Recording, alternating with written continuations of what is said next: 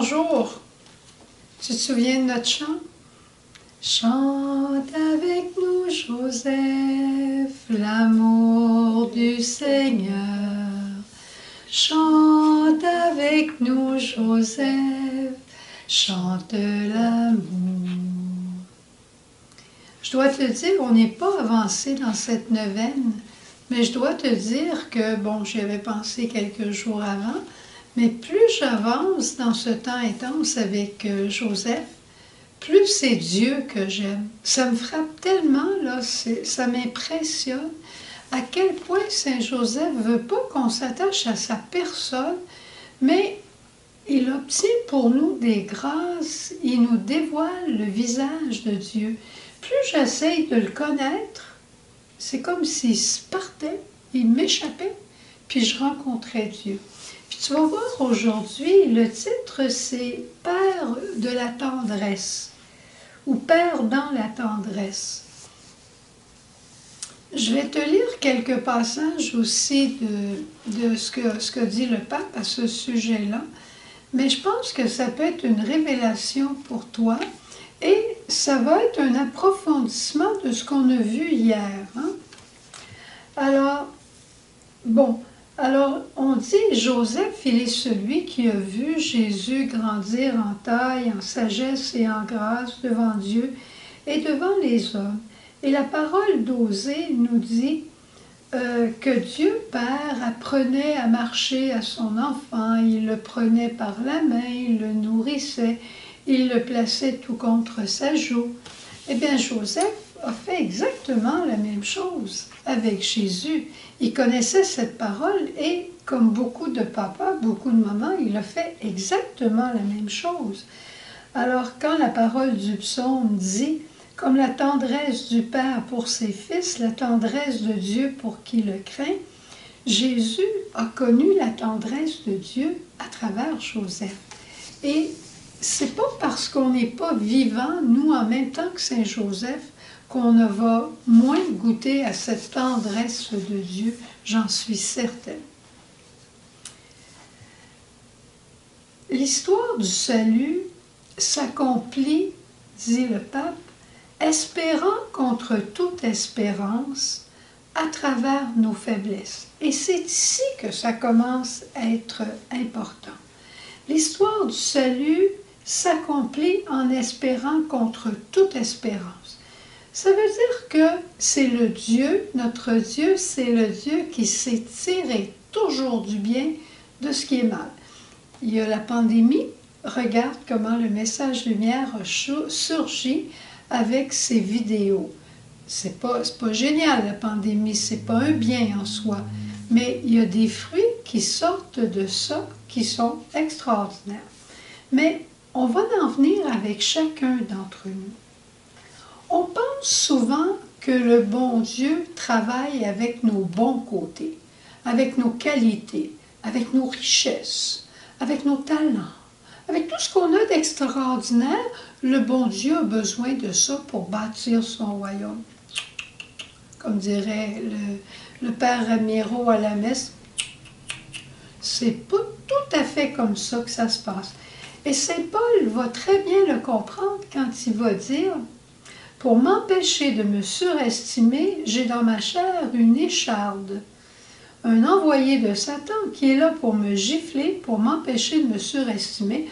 En fait, j'ai un fichu de défaut qui me fait réaliser que je ne suis pas encore un saint, puis qui vient me montrer mes faiblesses. » Et quand le beau Paul demande à Jésus de lui enlever ce problème-là, le Seigneur répond simplement en disant « Ma grâce te suffit, car ma puissance donne toute sa mesure dans ta faiblesse. » Alors là, il faut commencer à se réconcilier avec notre faiblesse, parce que le bon Dieu a l'air à s'en servir. Et effectivement, il s'en sert.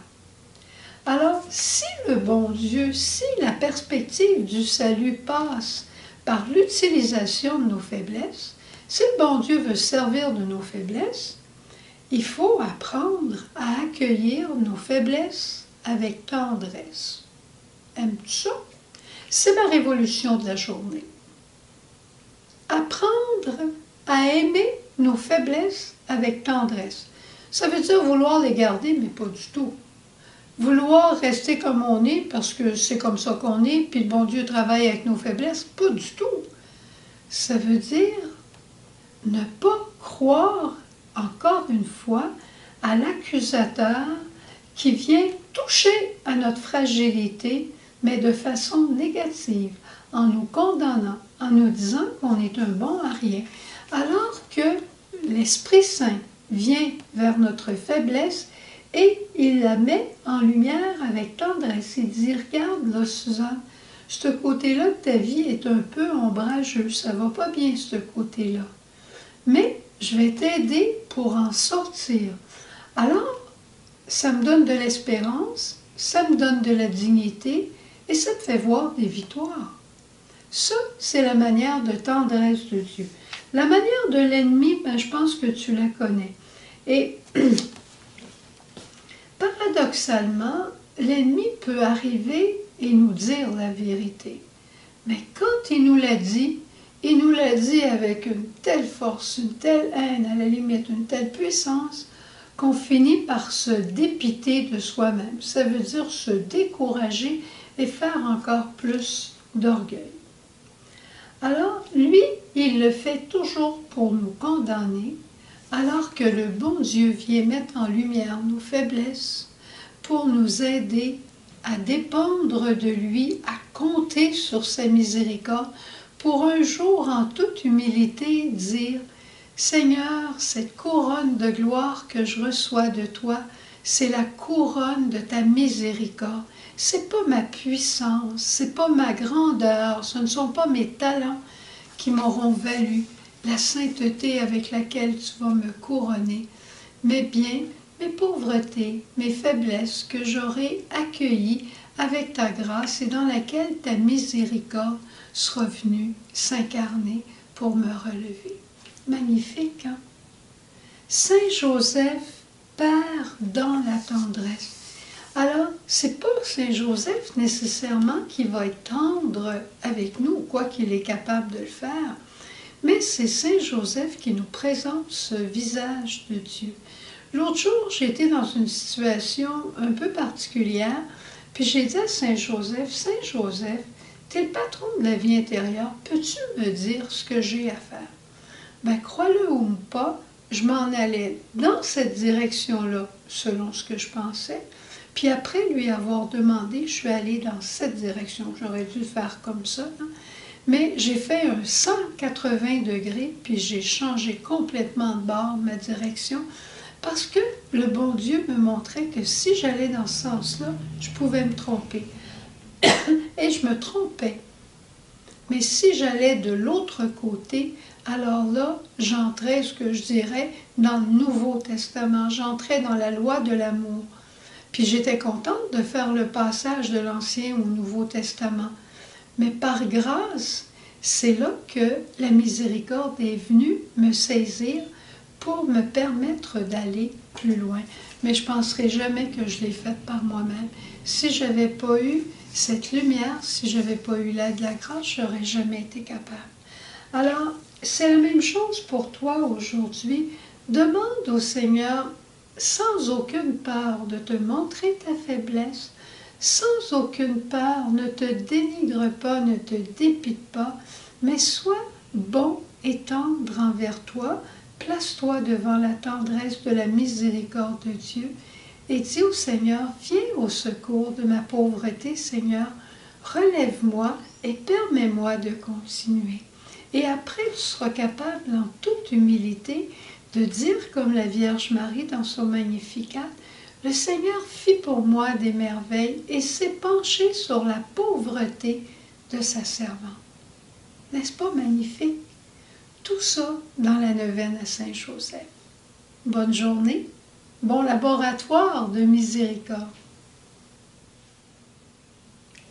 Alors, je trouvais ça beau. Suzanne a terminé en disant que simplement d'accueillir avec tendresse ma faiblesse. Puis moi, c'est ça que ces derniers jours, le matin à mon oraison rencontre, je fais juste accueillir cette parole-là, accueillir ma faiblesse avec tendresse Puis ça me fait du bien, ça me garde dans la paix, ça goûte bon, ça me séduit, puis j'essaie juste de me laisser faire dans ça. C'est extraordinaire. Veille, veille sur tes enfants, veille, veille sur tes enfants. Le Sauveur sur la terre reçut tes soins touchants. Toi qui nommas son Père, veille sur tes enfants. Veille, veille sur tes enfants. Veille, veille sur tes enfants.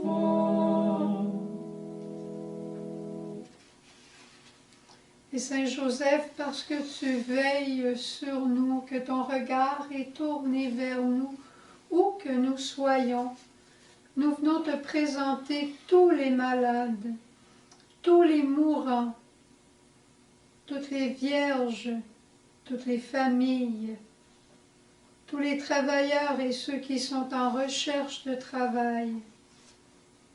Tu es patron de l'Église et on te présente notre Église avec ses besoins.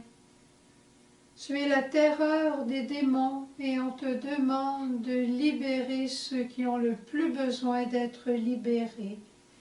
Tu es le patron de la vie intérieure et fais-nous cheminer vers notre Dieu dans la foi que tu as vécue avec la Vierge Marie.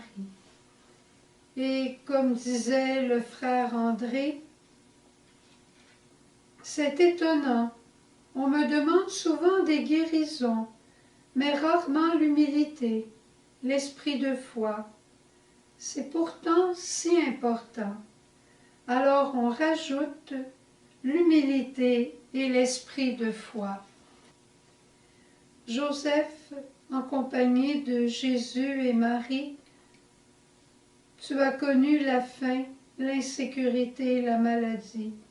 Ton cœur s'est tourné vers Dieu pour lui présenter tes besoins et ceux de ta famille. Dans la foi, tu as reconnu la réponse du Père dans le déroulement des événements. Assiste-nous aujourd'hui dans la présentation de toutes nos intentions et nos intentions personnelles. Joseph, aide-nous à reconnaître la volonté de Dieu, afin que s'ouvrent nos mains pour l'accueillir. Dans sa prévenance, Dieu Père comble sa création, de sa vie et de son amour. Ouvre nos yeux aux merveilles qu'il accomplit sans cesse. Aide-nous à trouver le sens véritable de notre demande, afin que nous découvrions que nous sommes les enfants bien-aimés de Dieu. Et ensemble, nous voulons prier le Souvenez-vous. Souvenez-vous, ô très chaste époux de Marie, mon aimable protecteur, Saint Joseph, que l'on n'a jamais entendu dire que quelqu'un ait sollicité votre protection et imploré votre secours sans avoir été consolé. Je viens avec confiance me présenter devant vous et me recommander à vous avec ferveur. Ne rejetez pas mes prières, Père nourricier du Rédempteur, mais écoutez-les avec bonté et daignez les exaucer. Amen.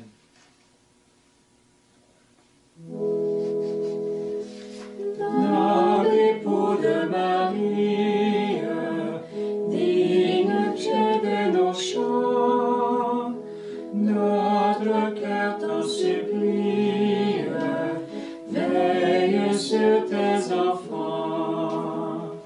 Veille, veille sur tes enfants. Veille, veille sur tes enfants. Le Sauveur sur la terre reçut tes soins touchants. Toi qui nommas son Père.